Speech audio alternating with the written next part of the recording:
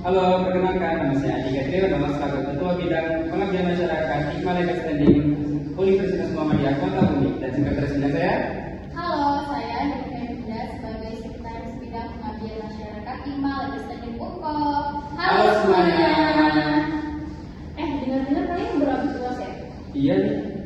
Boleh nggak sih ceritain gimana pengalaman kalian atau perjuangan kalian untuk UAS ini? Karena katanya berat banget ya, banyak banget tugas yang harus kalian kerjain. Kalau perjuangan nggak ada sih, soalnya nggak ikut UAS. Kalau dia emang nggak, karena dia ada kegiatan lain. Kalau saya sendiri sih dalam menjalankan MOS itu sangat ya bisa dibilang mudah dan sedikit sulit. Ya Sedikit karena banget. sedikit saja.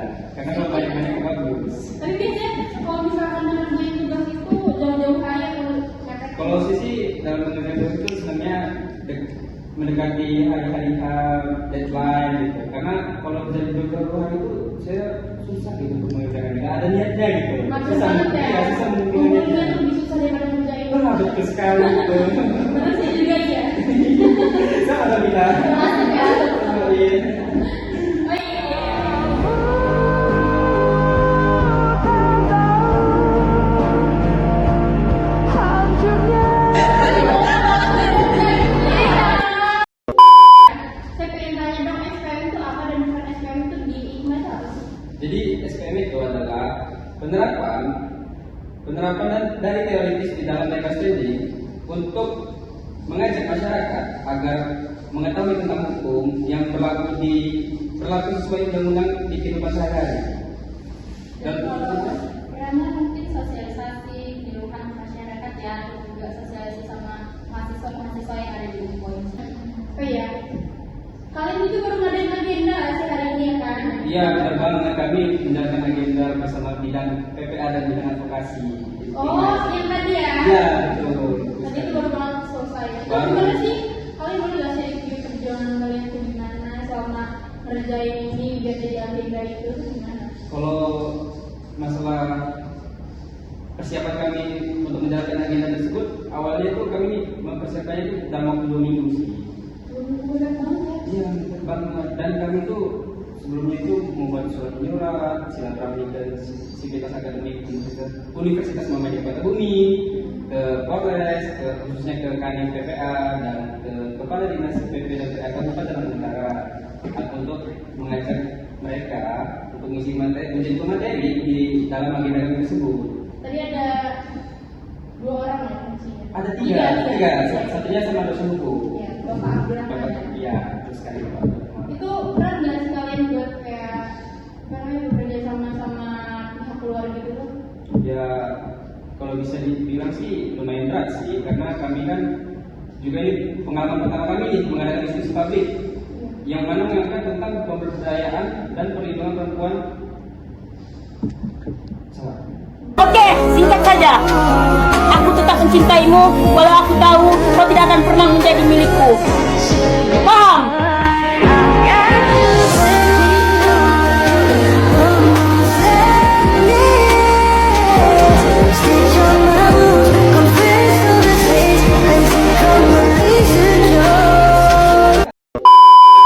Ya, menurut kami sih lumayan cukup berat lah ya, karena kami mengajak mereka untuk mengisi materi di agenda kami tersebut untuk mensosialisasikan tentang perlindungan perempuan dan anak di khususnya di lingkup mahasiswa ini. Kami juga tadi mengundang dari OSIS, SMA, terus kami ini Kalian itu men,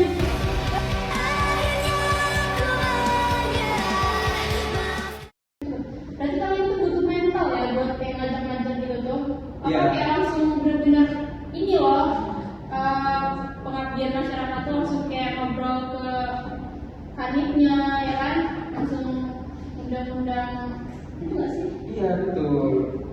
Dan kami juga menjelaskan sedikit tentang tema kami kepada mereka, menjelaskan yang kami bawa itu temanya tentang perlindungan serta pemberdayaan perempuan dan anak di era digitalisasi. Sedikit saya jelaskan, di mana itu adalah upaya penanganan untuk melindungi dan memenuhi hak perempuan dan anak dari segala tindak kekerasan, diskriminasi, perlindungan khusus dan masalah lainnya.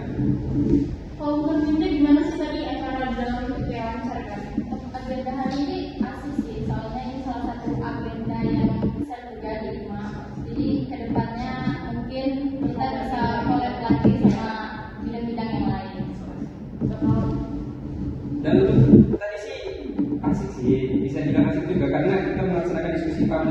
yang mana itu membuka sisi tanya jawab. Jadi kita jadi mengetahui tentang apa sih perlindungan perempuan dan anak itu, bagaimana cara menanganinya, bagaimana cara untuk kita menanggapi dan memahami tentang hukum juga di situ.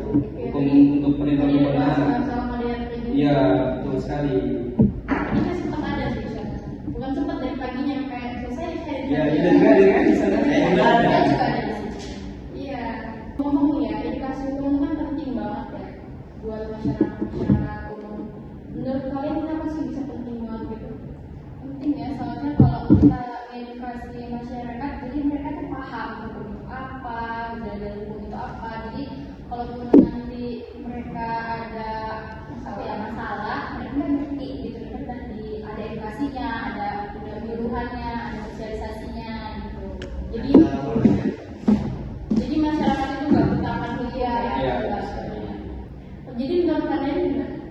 Jadi menurut saya sih edukasi untuk masyarakat itu sangat penting karena agar masyarakat memahami tentang hukum, masalah-masalah yang terjadi dan mengetahui hukum itu apa sih.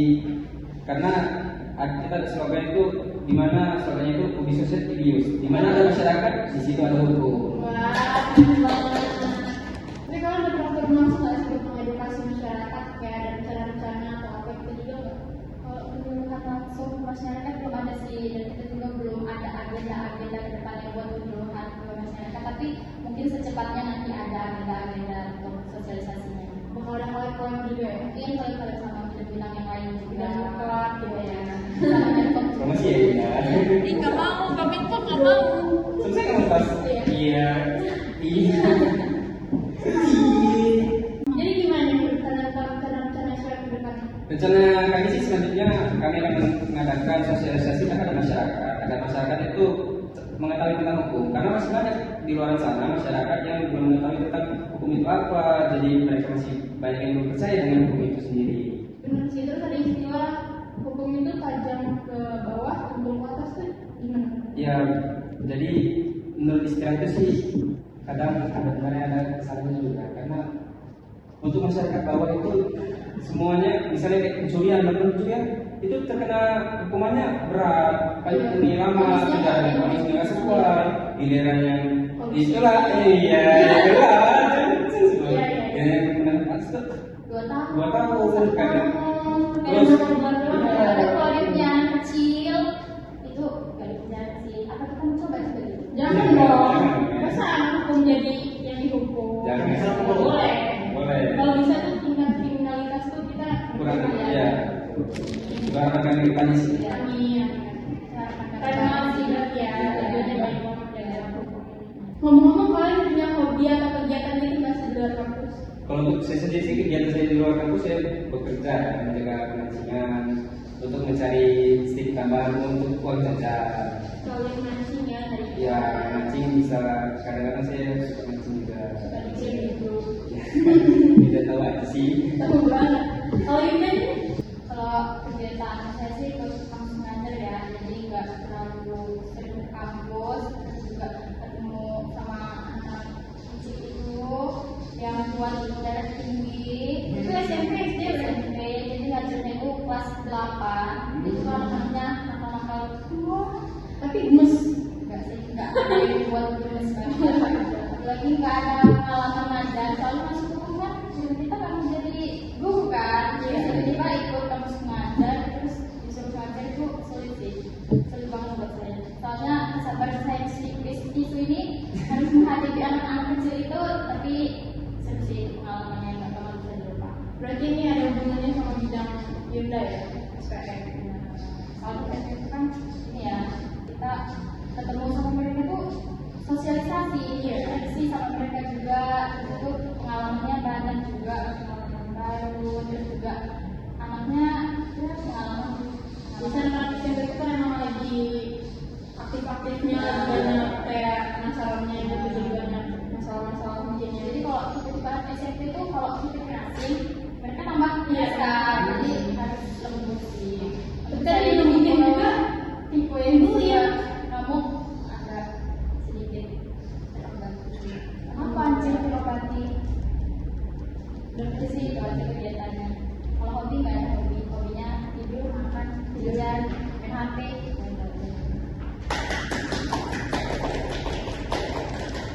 Oh iya, by the way katanya Anda mau bakal ada kegiatan ya? Kegiatan ke depannya gitu. Ya kegiatan depannya mungkin di lingkungan daerah saya sendiri. Daerah. Oh, bukan di daerah. Saya menjadi panitia untuk 17-an di daerah saya sendiri.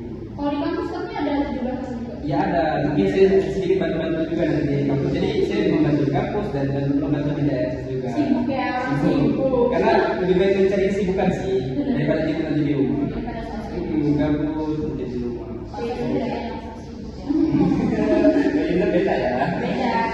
Oh iya, sebelum kita selesai ini, saya punya satu pertanyaan terakhir yang saya penasaran banget ya dari kalian. Kalau kalian bisa memberikan satu pesan untuk masyarakat yang bakal selalu diingat oleh masyarakat tentang pentingnya hukum dalam kehidupan mereka, pesan apa yang akan kalian sampaikan? Dari saya sih, Wah! kalau dari saya sih, masyarakat itu harus percaya sama hukum. Karena hukum itu sangat penting di dalam kehidupan sehari-hari. Karena hukum itu menegakkan keadilan. Dan untuk masyarakat harus selalu percaya sama hukum dan selalu mematuhi aturan yang berlaku di negeri kita tercinta ini, negeri Indonesia. Mungkin dari Yunda? Hukum sangat penting ya, sangat penting dan sangat dibutuhkan dalam masyarakat karena kalau nggak ada hukum, ya berarti Hancur. singkat Pesannya pesannya semoga masyarakat lebih berhati-hati lagi ke depannya dalam melakukan segala hal karena kita ini ada di negara hukum jadi semuanya pasti ada yang akan jalan.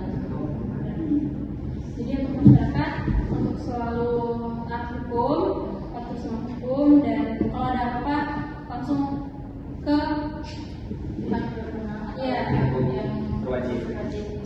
berwajib ya. Tahu kan pihak berwajibnya apa?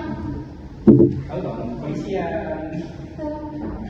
Alhamdulillah kita udah sampai di penghujung podcast pada hari ini. Terima kasih banyak buat Kanda Dika dan Yunda Hemi karena telah bersama di podcast kita pada kali ini. Mudah-mudahan teman-teman semua mengerti tentang pentingnya hukum di kehidupan sehari-hari ya. Buat kalian yang setia dengerin Legal Standing Unko, jangan lupa follow kita di @legalstanding_unko untuk update episode-episode terbarunya ya. Thanks banget udah nemenin kita ngobrol pada hari ini. Sampai ketemu di episode selanjutnya. Saya Alia, pamit untuk podcast pada hari ini. Bila ada salah kata, saya minta maaf. Tetap semangat dan jaga kesehatan. See you, bye-bye.